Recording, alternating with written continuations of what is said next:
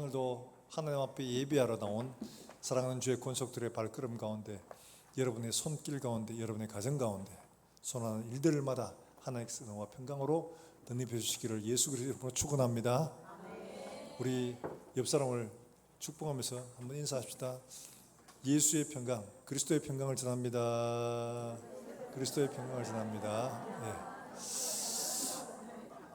이거 안 하시는 분들은 이게 잘 안 돼서 못 하시는가요? 요래 한번 해보세요. 요래가 예쁘게 하트로 해가지고 그리스도의 평강을 전합니다. 이렇게 그렇게 한번 해보세요. 예.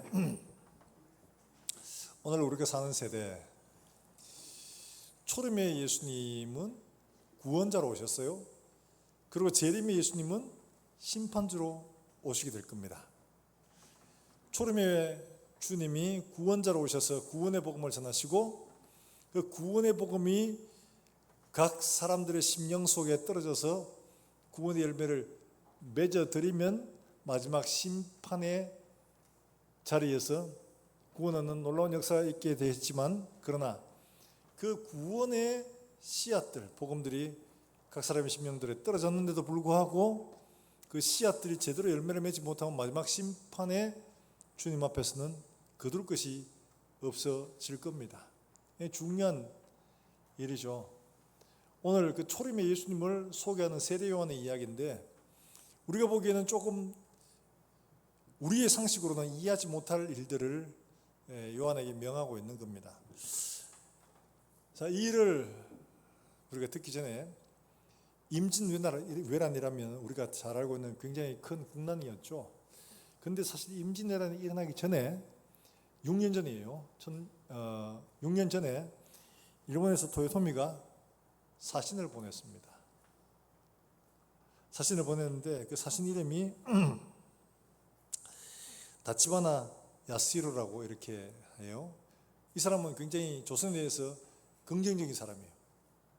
좀 마음이 열린 사람이고, 조선을 그래도 좀 이렇게 좀 그래도 불쌍히고 좀 이렇게 하려는 그런 사람이었는데, 당시에 토요토미는 일본 전국을 이제 다 정복을 했고, 그 길로 이제 명나라를 치기 위해서 조선을 통과해야 되는데, 그러니까 사신을 미리 보내가지고 조선에 이제 신경 쓰지 마라, 길만 내라, 이 얘기를 하려고 이제 사신을 보냈던 거죠. 근데 다치히로가 보니까 이거는 명나라를 치기 전에 조선을 먼저 치겠다는 의도예요. 그러니까 야, 이거 안 되겠네. 그래가지고 사신으로 조선을 갔습니다. 갔는데 그 당시에 조선은 사분오열됐죠. 노론, 소론, 동인, 서인 뭐 이러면서 막 해가지고 이 일본 사람 이 사신을 제대로 대우를 하지 않는 겁니다. 이 사람 말에 귀를 기울이지 않았어요. 그때 이 사람이 대마도 돌려가 임진왜란 하면서 봤잖아요. 무슨 총? 조총. 한국에는 그 조선에는 그런 게 없었어요. 완전히 신무기였죠. 놀랄 노자입니다. 근데 그 조총까지 들고 갔습니다. 그래서 경고를 했습니다. 그런데 조선에서 아무도 신경을 안 쓰는 거예요. 별 신경을 안 써요. 그리고 임진왜란이 일어나기 2년 전에 조선에서 두 사람을 보냈습니다. 사신으로 황윤길, 김성길 두 사람을 보냈습니다. 이 두 사람을 보냈는데, 이 두 사람이 김성일하고 둘이 갔는데 각자 똑같은 일을 보고도 보고서로 다른 겁니다. 황길은 도요토미 저는 보니까 전쟁이 꼭 일어날 것 같아요. 왜냐하니까 이미 이런 일들이 있었고, 제가 아주 보니까 나쁜 놈이에요. 초등학교 때부터 얘는 일진이었고 삥뜯기 좋아하고 이런 애였어요. 그러니까 위험해요. 대비해야 됩니다. 이런데 김성일은 전혀 그렇게 안 보는 겁니다. 아이고, 걔 보니까 영 뭐 큰일 도모할 그런 사람은 아니에요. 전쟁 안 일어날 겁니다. 이러면서 보고를 했던 겁니다. 그래, 후에 이제 왜 그런 일을 했느냐 얘기하는데, 징비록에서 그 일을 이제 뭐라고 밝히냐니까, 이걸 만약에 제대로 보고를 하면 조선의 국민들이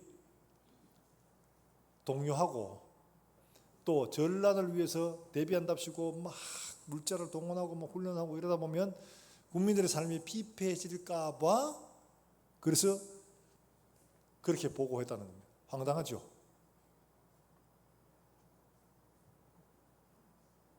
이게 실제로 있었습니다. 그리고는 이제 실제로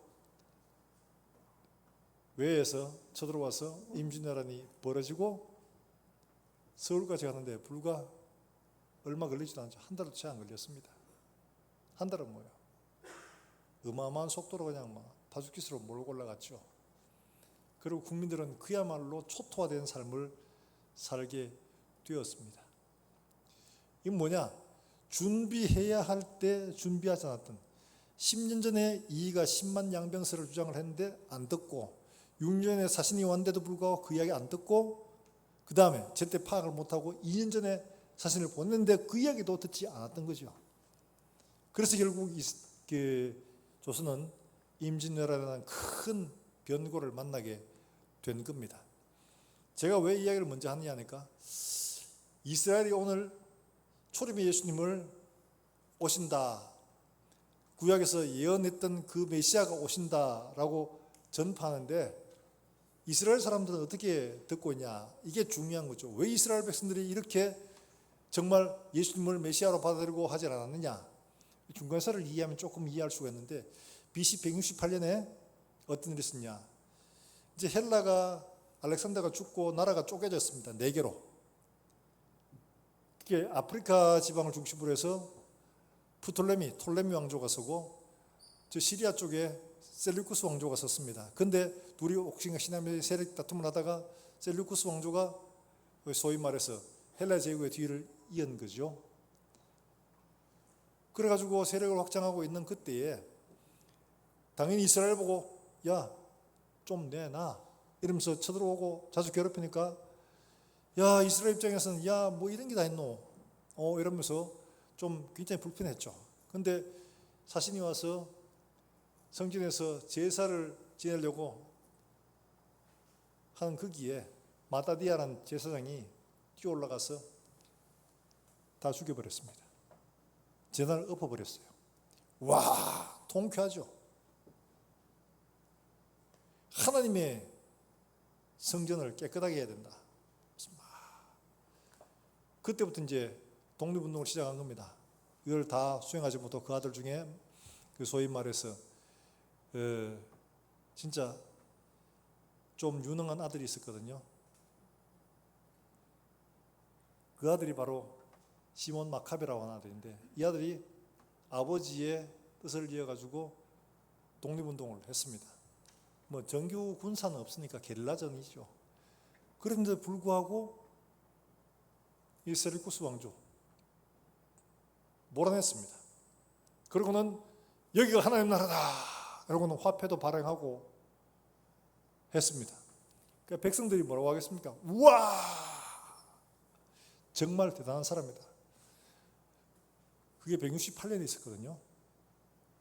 그러니까 그들의 마음에는 지금 그걸로 완전한 독립이 이루어졌으면 다행인데 로마가 쳐들어와서 다시 식민지로 만든 겁니다. 그러니까 그들은 168년에 있었던 그 마카비 전쟁을 통한 독립을 맛봤기 때문에 지금 메시아를 기대하고 있는 이들에게는 무슨 메시아를 기대하냐? 마카비 같은 그런 소위 말해서 자기들을 로마에서부터 자기들을 벗어나게 해줄 그런 메시아를 기대하고 있었던 거죠. 네, 그런 환경이었어요. 그러니까 그런 환경에서 하나님이 세례 요한을 보내시는데 메시아를 보내신다는 이야기를 하고 있는데 우리가 생각하면 전혀 이해가 안 되는 모습으로 하고 있는 거예요. 광야에 가서 혼자 아무도 모르게 누가 듣는다고 왜 이런 식으로 하냐 이거죠. 도무지 이해하기 힘듭니다. 그런데 이때 사람들의 심령들이 어떤 상태였냐? 586년 이스라엘이 멸망을 할 때 바빌론에 멸망당할 때 그들에게 어떤 상황이었나를 우리가 이해하면 지금 이때도 별반 차이가 없구나 하는 것들을 이해할 수가 있습니다. 자, 이사야서 30장 10절과 11절의 말씀에 뭐라고 말씀하고 있냐 하니까 이렇게 말씀하고 있습니다. 이게 이스라엘의 실제 상황이었어요. 3점 10절 말씀과 11절의 말씀이에요. 이게 딴 사람이 이야기한 게 아니고 지금 이스라엘 백성들이 이야기하는 겁니다. 자, 같이 한번 읽어봅니다. 시작.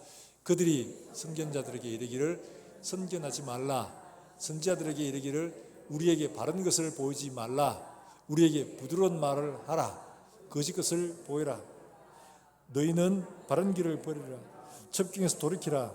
이스라엘의 거룩하신 이를 우리 떠나시게 하라 하는도다. 자, 이게 딴 사람이 하는 게 아니고 이스라엘 백성들이 얘기하는 거예요. 선지자, 선견자들에게 하는 말이에요. 여러분 상상해 보세요. 지금 나라가 지금 어려운 지경에 있는데 바벨론에 북이스라엘이 넘어갔고 남쪽 유다만 남았는데, 그런데 그들이 하나님 앞에 은혜를 구해도 시원찮을 판에 선견자들에게 선견하지 마라. 선지자들에게 우리에게 바른 것을 말하지 마라. 그러고는 뭐야? 부드러운 말을 하라. 이 말은 뭐냐 하니까 우리 듣기 좋은 말 좀 해도, 다른 번역에는 우리에게 듣기에 아주 편하고 유익한 말을 해도, 이 말이에요. 그러니까 이스라엘 백성들은 지금 나라가 지금 망하냐 마냐 이런 판국에 있는데 그들은 회개하기보다가 선지자, 선견자들에게 하나님 말씀 전하시기 말고 심지어 하나님을 우리 앞에서 떠나시게 해라. 이러고 있다는 거죠. 이해가 되지 않는 상황이죠. 그런데 이게 이스라엘의 영적인 상태였어요. 그런데 이게 그때만 그러냐? 똑같이 이때도 반복되고 있는 거예요. 그들은 하나님의 말씀으로 그들이 영적으로 변화되고 회개하고 하나님의 은혜를 의지하고 하는 것보다는 어떤 사람을 기다리고 있었냐? 마카베 같은 사람, 칼로 그들을 독립시켜 줄 사람, 이런 사람을 기다리고 있었다는 거죠. 근데 하나님은 뭐라고 말씀하시냐? 여기에 선지자 세례 요한을 보내가지고 회개의 메시지를 전하게 하는 거죠. 회개의 메시지를 전하게 하는데 도무지 이해가 안 됩니다. 왜? 회개의 세례를 전하게 하면 어디서부터 해야 맞을까요? 그렇죠. 예루살렘에서 성전에 들어가서 하나님 말씀하셨다 회개하라 막 이러면서 해야 되는데 빈 들에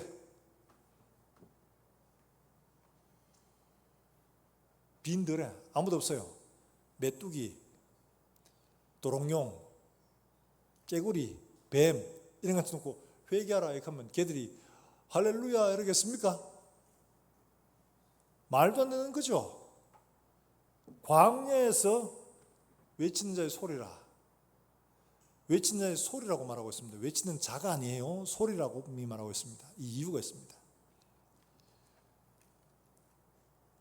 도무지 이해할 수 없는 행동들을 하고 있는 거예요. 하나님이 왜 이렇게 하실까? 하나님 왜 이렇게 하실까? 이해할 수 없는 거죠. 이스라엘에게 지금 하고 있는 이것은 하나님의 관심이 어디에 있는가를 잘 보여주는 말씀이기도 합니다. 하나님은 이 땅에서 성공하고 그 다음에 세상을 정복하고 위대한 나라가 되고 뭐 이런 것들에 관심이 있는 게 아니라는 거죠. 하나님은 당신이 임하실 나라에 자기 백성을 만들기 위하여 사람을 보내셨기 때문에 그 나라의 백성들에게 가장 중요한 것은 하나님처럼 거룩해지는 겁니다. 그렇기 때문에 회개부터 요청을 하는 거예요. 회개부터. 하나님 백성으로 들어올 사람들은 회개부터 해야 된다. 회개해라. 이렇게 말씀을 하고 있죠. 자, 오늘 얘기 나오는 말씀 3장 3절 말씀 우리 같이 한번 읽어보겠습니다. 시작. 요한이 요단강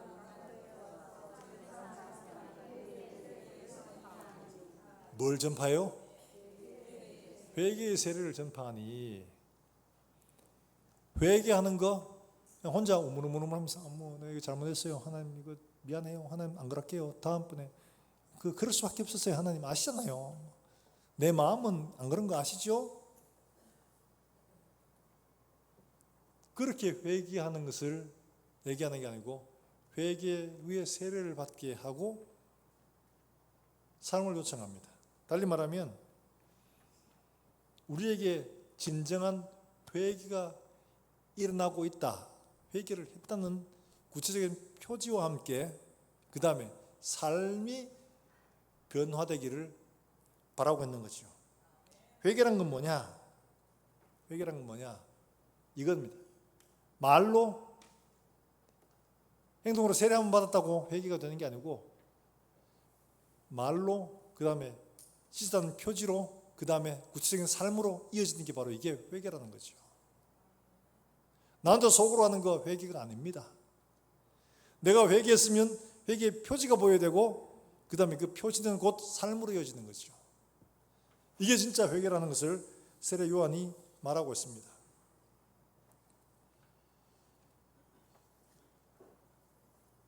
그걸 잘 말해주고 있는 게 뭐냐? 그게 나오는 말씀에서 이렇게 말하고 있습니다. 3절 말씀, 회개를 요청하는 그에게 하는 메시지가 이겁니다. 3절 같이 한번 읽어봅니다. 시작. 모든 골짜기가 5절입니다. 죄송합니다. 5절입니다. 시작. 모든 골짜기가 메워지고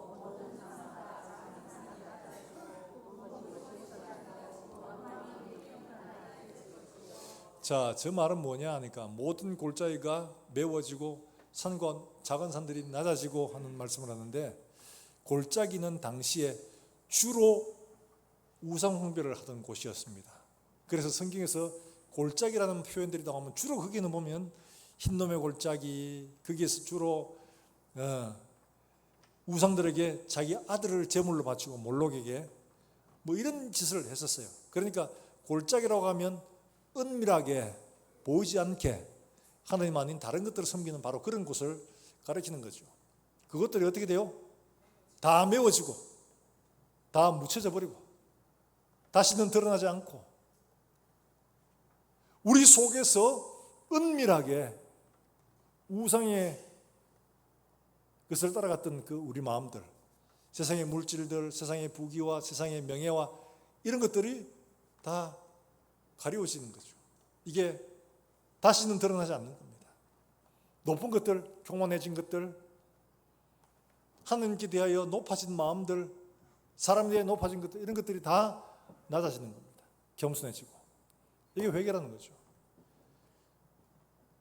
삐딱하게 갔던 것들이 펴지는 거죠. 바른 삶, 공의로운 삶, 하나님의 말씀을 따라 의로운 삶을 살아가는 것. 이게 바로 굽은 것들이 펴지고 바른 길이 되는 거죠. 이걸 회개라고 얘기하는 겁니다. 그러니까 그 다음에 하는 말이 뭐죠? 우리가 뭘 해야 되겠냐? 이렇게 묻잖아요. 어떻게 도대체 살아야 되느냐? 이게 실제 삶을 말하는 거죠. 그러니까 늑증하지 말고 정한 세를 족한 줄로 알고 받고 그걸 말하는 건 실제 삶을 말하는 겁니다. 군들은 힘으로 억압하고 빼앗고 세금은 정보다 더 받아가지고 착복하는 이런 거 하지 말라는 거죠. 달리 말하면 그들이 삶이 회개하고 돌이키는 삶이 되어야 된다. 내 마음이 돌아섰으면 내 태도와 내 삶이 따라가야 된다는 것을 말하고 있거든요. 그게 진짜 회개다. 이걸 지금 말씀을 하고 있는 거죠. 그러니까 요한도 역시 마찬가지로 이 숨겨진 모든 것들, 하나님 말씀에서 어긋난 것들, 삐뚤어진 것들, 왜곡된 것들, 이런 것들을 다 바르게 하고 바로 살아라. 이렇게 요청을 하고 있죠. 자, 이렇게 요청을 하는데 우리는 이 말씀을 잘 듣냐 하니까 잘 안 듣습니다. 우리는 주로 회개보다가 어떤 기도를 더 많이 합니까? 그렇죠. 달라는 기도 많이 하죠. 회개보다가 내가 기도하는데 나는 회개하는데 거의 한 90%를 쓰고 뭐 달라고 하는 하나님 뜻대로 하이소 이러면서 한 10% 정도만 한다고 하시는 분들은 조용히 집에 가서 아멘 해보세요. 대부분이 우리가 원하는 것들이 더 먼저입니다. 회개는 종합적으로 한번 주님 아시죠? 내 형편? 그럴 수밖에 없는 거 알죠? 이해해 주시죠? 그러고는 끝냅니다. 그렇죠? 그런데 회개를 요청하고 있는 세례 요한의 이 말. 그러면서 우리는 뭘 요구하냐? 하나님, 나와 함께 해주세요. 나와 가까이 해주세요. 주님, 내 삶에 오세요. 기도하죠. 그런데 하나님이 그래 알았어. 그러고는 우리 삶에 오시냐 하니까 잘 안 오십니다. 그렇죠? 말로 듣는 게 아니에요. 왜?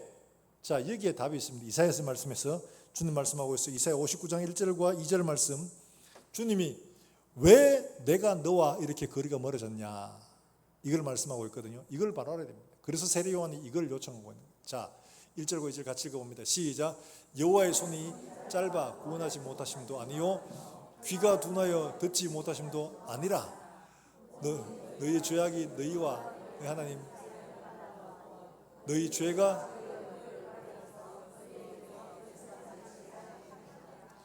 자, 우리와 하나님 사이를 갈라놓고 하나님 얼굴을 가린 것이 뭐 때문이라고요? 얼른 대답을 빨리 못 하시네.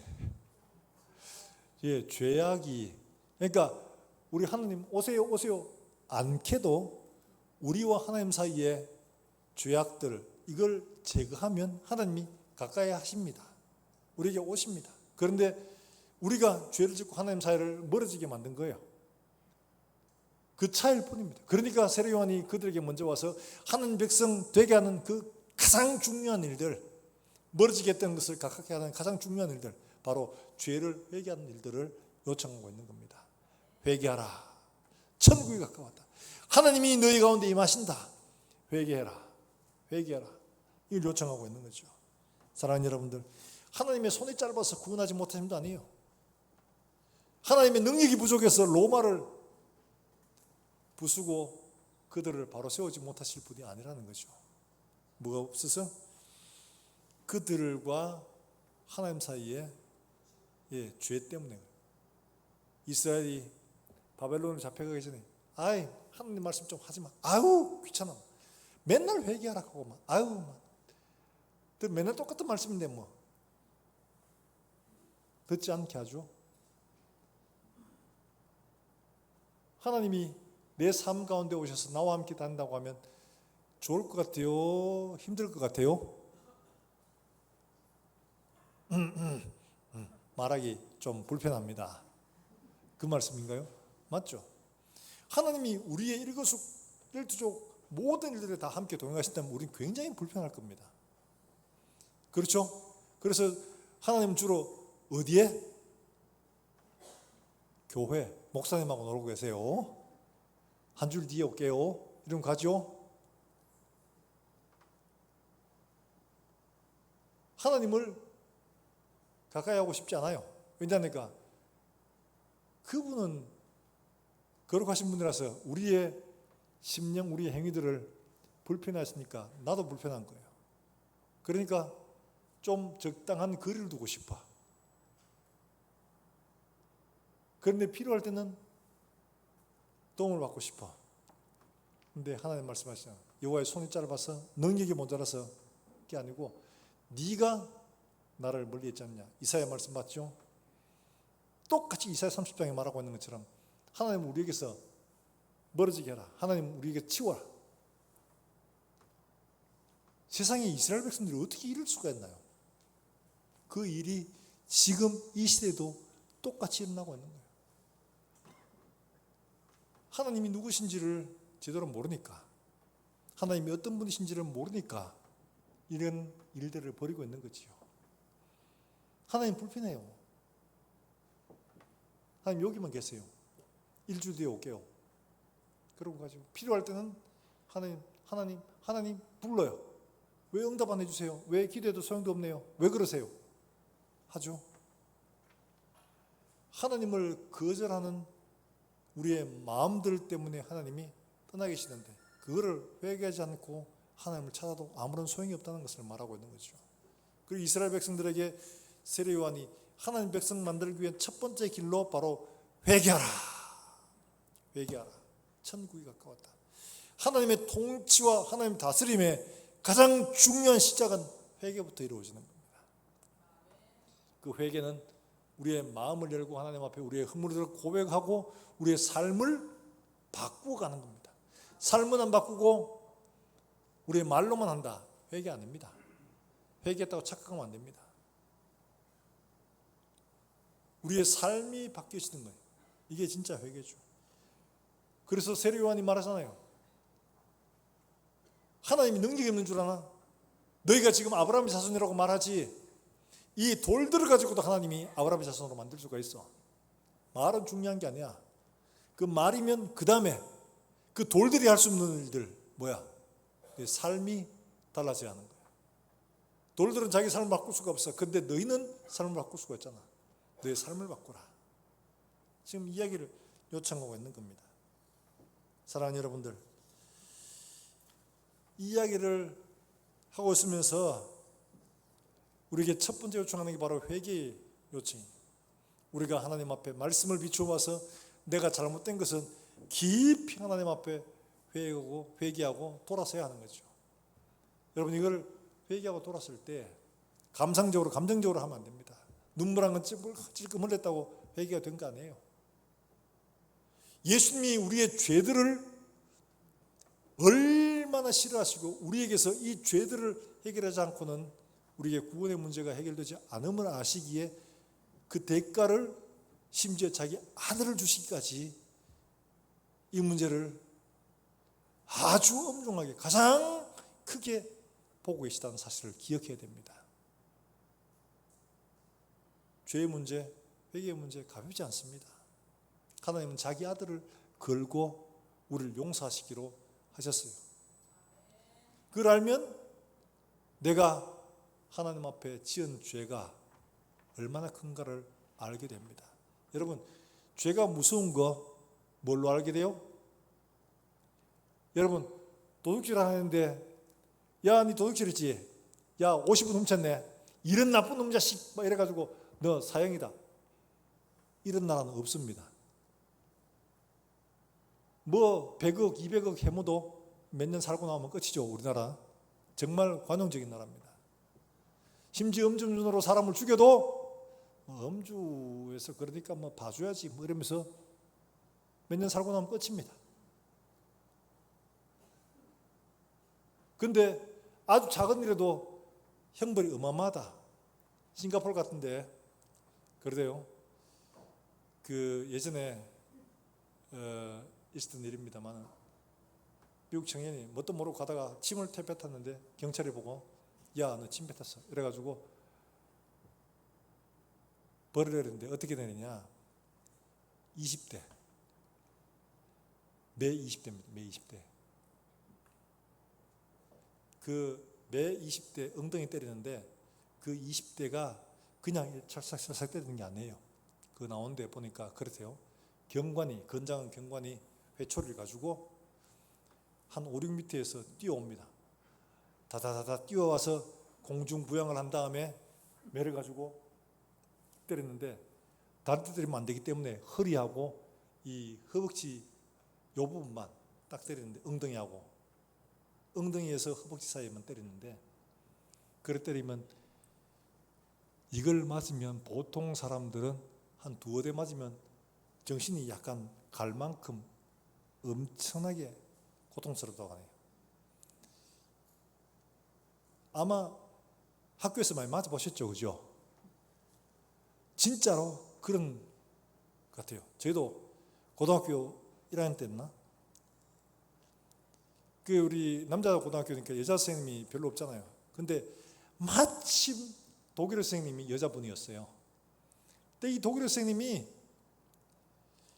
남자들이 우리 반이 이제 체력장 한다고 쭉 이제 4일 정도래가 쭉 맞춰가지고 가는데 거기서 아니 남자 선생님들 몇 분 계신데 거기서 모래밭에서 이거 넓이뛰기를 하고 있는 거예요.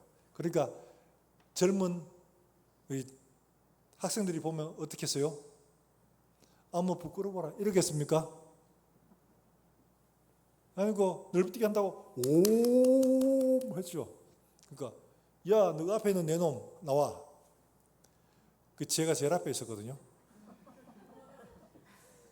이 우리 고등학교 때는 키 큰 순서대로 번호가 정해집니다. 줄 서 이래가 키대로 다 맞춰. 그다음에 제일 큰 놈, 네 기준 하면 네 1번 번호. 그러면 1, 2, 3, 4 이래야 되는데 1, 2, 3, 4번 그대로 잡혀갔어요.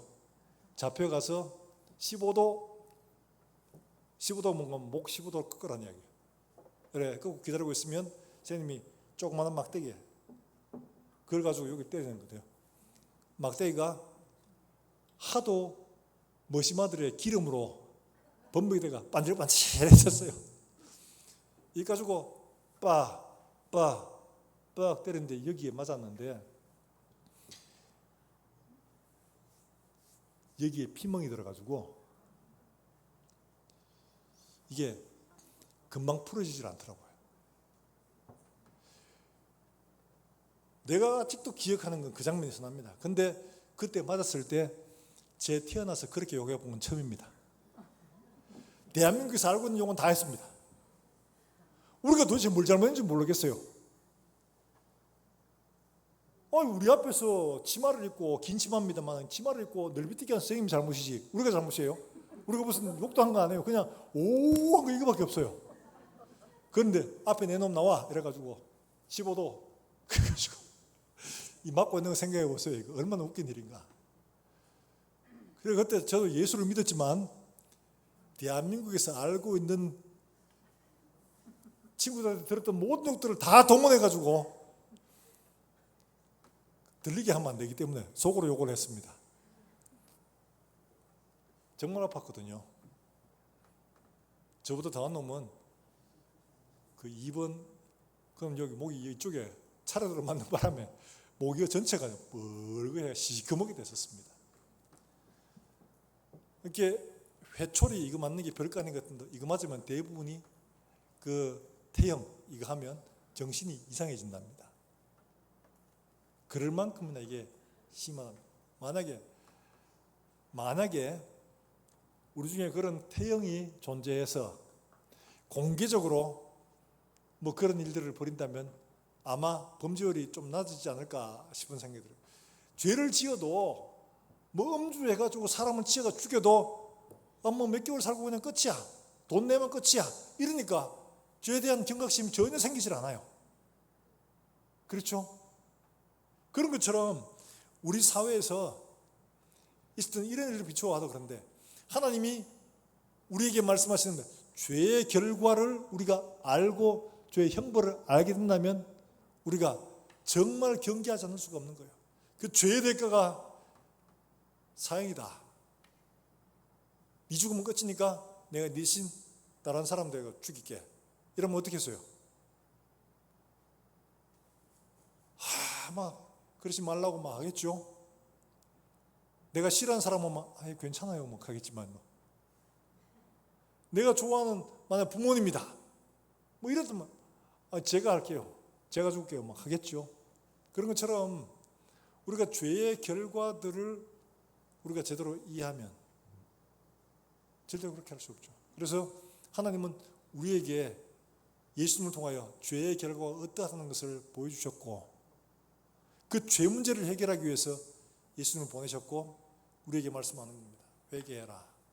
회개해라. 그러면서 말씀하신 게 뭐예요? 도끼가 이미 난 뿌리 놓였으니 도끼가 이미 난 뿌리 놓였다. 하나님이 지금은 구원의 날로 정해 주셔가지고 구원받아야 될 때라고 말씀하고 있습니다. 이거 지나면 지금 우리는 그 마지막 심판의 자리 그 경고를 세례요한처럼 이제는 전해야 될 때인 거죠. 하나님의 심판이 가까웠다. 구원의 날이 닥칠 날이 있다. 요한계시록에 말하고 있는 것은 구원의 길이 닥치는 그날이 있습니다. 그럼 그때는 구원받을 길이 없어요. 두려워해야 되는 거죠. 아직 구원의 날이 열렸을 때에 회개하고 돌아와라 얘기해야 하는 거죠. 이게 바로 우리가 해야 할 일들인 거죠. 사랑하는 여러분들, 우리가 기억해야 할 것은 바로 이 회개의 메시지를 우리가 받을 형벌을 제대로 이해한다면 절대로 소홀히 할 수가 없는 겁니다. 예수님, 하나님의 아들이신 그분만이 이 일을 감당할 수 있을 만큼이나 어마어마하다는 것을 보여주고 있는 거거든요. 그 십자가를 보라는 게 바로 그런 메시지죠. 내 죄가 얼마나 큰지 별로 실감을 못했는데 내 죄가 바로 저런 형벌을 받아야 할 죄구나. 그건 내가 정하는 게 아닙니다. 하나님이 죄의 결과는 죽음이다 라고 말씀하셨거든요. 그래서 하나님이 그 아들을 통해서 우리에게 바로 그것을 보여주셨고 이걸 피하도록 지금 세례요한을 보내가지고 회개하도록 말씀을 하고 있는 거죠. 그런데요, 세례요한을 통해서 예수님의 삶을 살도록 하지 않았습니다. 단지 뭐로 보내셨느냐? 세례요한을 통해서 하신 일들은 바로 소리일 뿐이라는 거죠. 소리.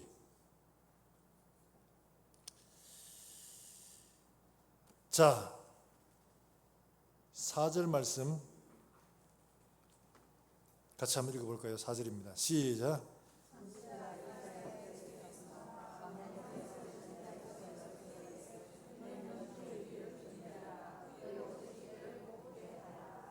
예, 광야에서 외친 자에 뭐가 있어요? 소리. 외치는 소리입니다. 외치는 사람이 아니에요. 소리입니다. 소리. 이게 세례요한의 삶이었어요. 사명이었고. 자, 소리는 내가 이렇게 말을 하면 이게 뭐 형상이 이렇게 보여요? 실체가 하나도 없죠. 소리에는 메시지만 담겨질 뿐입니다. 우리는 그걸 듣고 메시지로만 이해하지 그게 실체를 보지도 못합니다. 달리 말하면 세례요한의 삶은 실체가 있는 삶이 아니라 메시지의 삶인 거예요. 메시지의 삶. 근데 우리는 자꾸 뭘 보려고 하냐? 세례요한의 실체를 자꾸 원하고 보려고 하는 거죠. 실체는 그게 있어요. 광야에. 아무도 주목하지 않습니다. 아무도 그게 관심을 두지 않습니다. 우리는 종종 무슨 일을 하든지 간에 사람들에게 인기를 얻고 유명해지고 돈도 많이 벌고 하는 이런 구체적으로 드러나는 삶, 실체를 원하죠. 그런데 예수를 믿어도 열심히 봉사하고 나면 사람들에게 인정받고 또 열심히 헌신하고 나면 하나님이 우리에게 주실 것들을 다 보여주시고 막 실체를 원하지만 하나님은 세례요한에게 그런 실체가 아니라 소리로서의 삶, 메시지로서의 삶만 사명을 부여하고 있다는 사실이에요. 달리 말하면 우리의 삶은 어떠냐? 우리의 실체는 지금 이루어지지 않습니다. 지금은 우리가 메시지로서의 삶을 살아갈 뿐이라는 거죠. 들려주고 가르쳐주고 그 일을 하는 겁니다. 실체는 뒤에 예수님이 오시는 것처럼 실체는 그때 드러나게 될 겁니다. 하나님의 영광과 권능을 우리에게 주시고 하나님의 영광으로 띠띠우시는 그때 우리의 실체가 온전하게 된다 하는 거죠. 지금은 메시지로서 소리로서 삶을 살아낼 뿐이라는 거죠. 보이지도 않고 잡히는 것도 없어요. 우리가 해야 할 일들은 바로 이거라는 거예요. 사람들에게 인기를 얻고 사람 인정받고 하려고 하면 상처받고 헛된 것들을 쫓아갈 뿐입니다. 그게 우리의 삶이 아닙니다.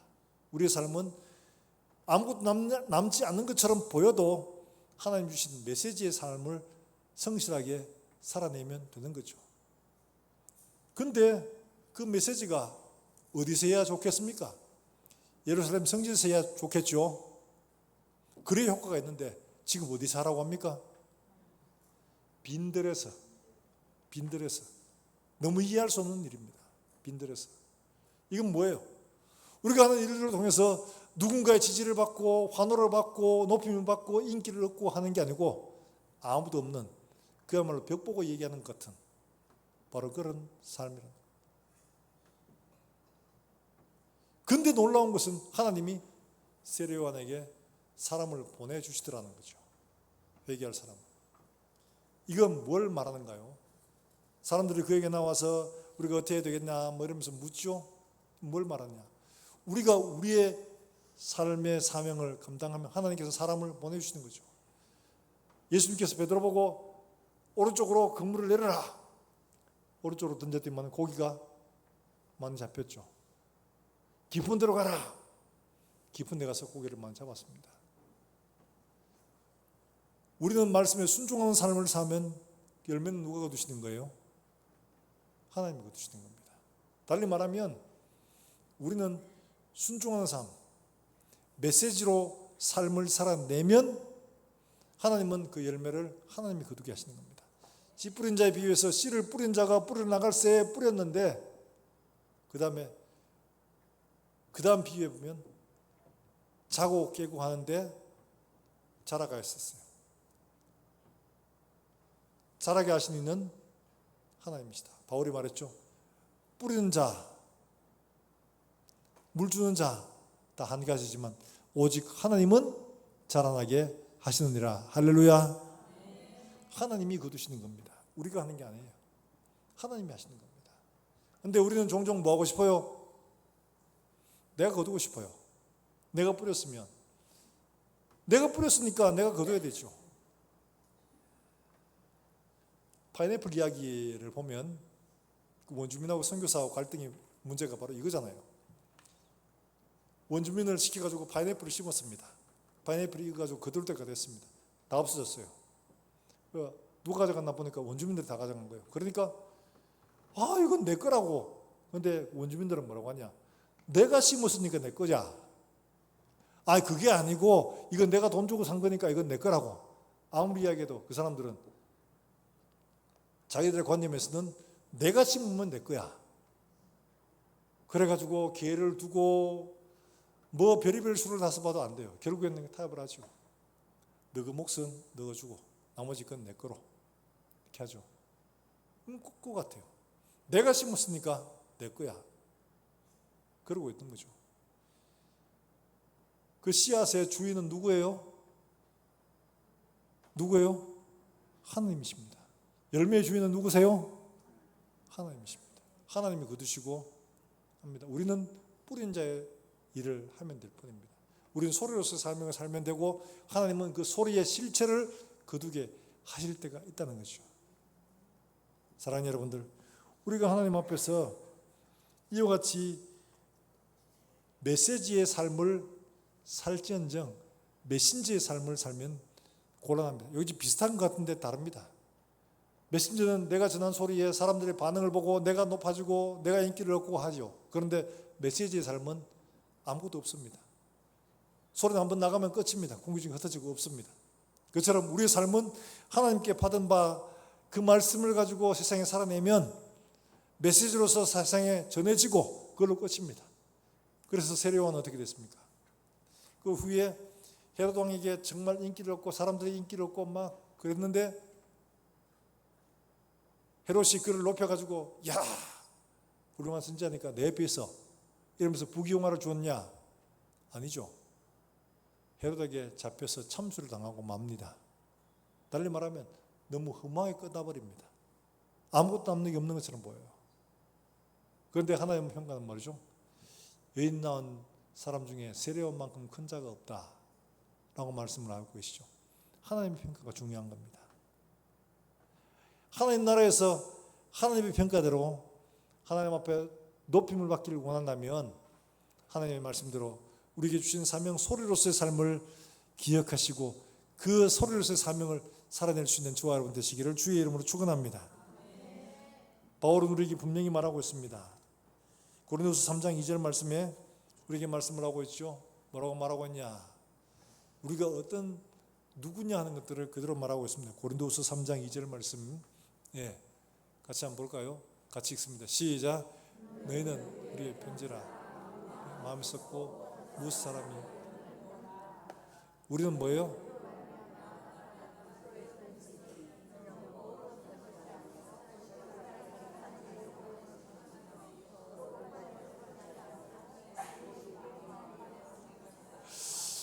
이게 이제 울퉁불퉁하게 읽는 것은 우리도 다 읽었으니까 아멘인데 다음번에 읽을 때 입을 맞춰가지고 읽읍시다. 저희가 고등학교 다닐 때 88년 올림픽이 열렸어요. 그러니까 저희하고 신명여고하고 그 합창으로 이렇게 뭐 준비를 했었던 게 있었어요. 그래서 방법 후에 늘 이야기하는 게 야 신명여고 하더라고 입 맞추러 간다 이러면서 갑니다. 입 맞추러. 맞는 말이죠. 그런 것처럼 우리가 하나님 말씀을 똑같이 입을 맞춰서 읽으면 더 은혜가 되죠. 울퉁불퉁하게 막 읽으면 제대로 뜻이 전달되지 않고 새기지 않을 때가 있습니다.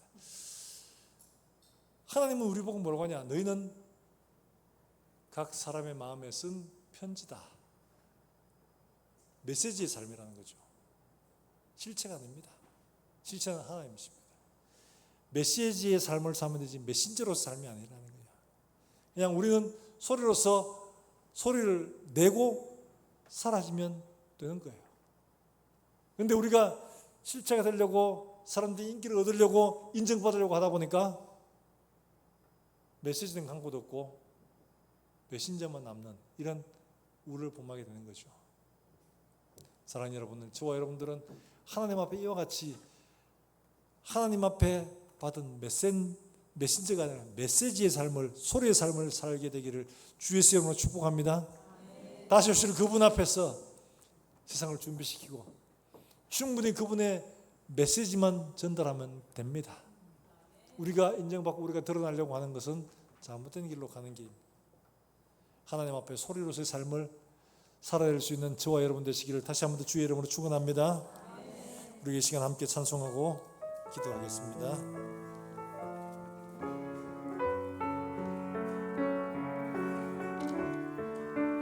똑바로 보고 싶어요, 주님. 똑바로 보고 싶어요, 주님. 온전한 눈짓으로 똑바로 보고 싶어요, 주님. 견눈질하기 싫어요. 하지만 내 모습은 온전치 않아. 세상이 보는 눈은 마치 날 죄인처럼 멀리하여 외면을 하네요. 주님, 이 낮은 자를 통하여 이 낮은 자를 통하여 어디에 쓰시려고 이렇게 초라한 모습으로 만들어 놓으셨나요? 당신께 드릴 것은 사모하는 이 마음뿐. 이 생명도 달라시면 십자가에 놓겠으니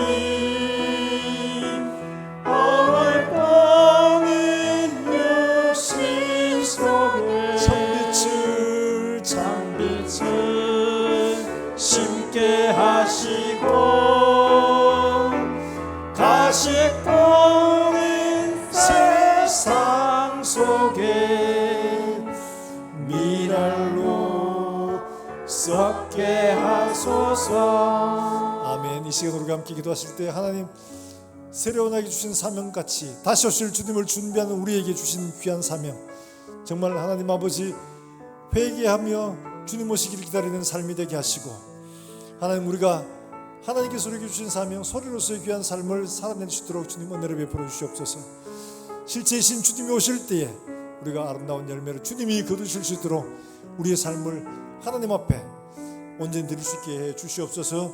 우리가 정말 보잘것없지만 이 낮은 자를 통해 하나님 쓰시려고 하는 일들에 하나님 마음껏 쓰실 수 있도록 우리 자신을 드리게 해 주시옵소서. 우리 함께 한 목소리로 함께 기도하겠습니다. 하나님 아버지, 은혜를 감사합니다. 오늘 우리에게 주신 세례요한의 삶들처럼 우리가 하나님 앞에 어떤 삶을 살아야 할지를 우리가 다시 한번 분명하게 결단하며 나아갈 수 있도록 주님 은혜를 베풀어 주시옵소서. 하나님 앞에 거룩한 삶으로 회개하고 깨끗한 삶으로 정결한 삶으로 하나님 앞에 살아가는 종들의 삶이 되게 하시고, 주님 다시 오실 주님 앞에 우리가 하나님 아버지 소리로서의 삶을 온전히 살아낼 수 있도록 주님 은혜를 베풀어 주시기 원합니다. 우리가 주님을 보고 우리가 실체로서 하나님 앞에 영광을 가리는 삶이 아니라 하나님 아버지 우리의 삶을 통해 온전히 예수님만 드러낼 수 있도록 하시고, 하나님 아버지 우리의 삶을 통하여 온전히 주님만의 영광을 받을 수 있도록 살아내는 우리 모든 종들의 삶이 되게 주님 은혜를 베풀어 주시옵소서. 하나님 아버지 은혜를 감사합니다. 오늘도 주님 말씀 각자의 심령 속에 말씀하시고 듣게 하시고 새기게 하여 주시옵소서. 하나님 아버지 거룩한 삶으로 회개하고 정결한 삶으로 나아가는 우리 모든 종들이 되게 하시고 우리가 영광을 받고 우리가 실체로서 빛을 드리는 게 아니라 하나님 아버지 실체이신 예수님께서 오실 그때에 우리가 온전히 드러날 수 있도록 우리 삶이 소리로서의 삶을 온전히 살아낼 수 있도록 주님 은혜를 베풀어 주시옵소서. 하나님 아버지 또 한 주간을 살아가는 종들의 걸음들 가운데 주님 함께 하시며 우리의 삶을 통하여 하나님 아버지 세례용같이 하나님 앞에 정말 기뻐하시는 거룩한 메시지를 세상 속에 전달하며 살아갈 수 있도록 주님 축복해 주시옵소서. 하나님 아버지 여러분 성경학교 수련회가 진행되고 있습니다.